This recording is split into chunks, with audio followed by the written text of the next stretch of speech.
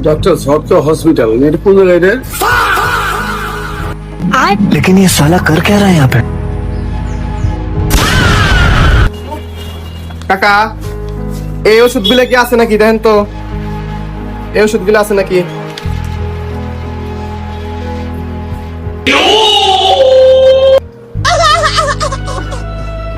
doctor साहब तो hospital मेरे को लग रहा है ডাক্তার জটকা হসপিটাল ফুরফুরি নগর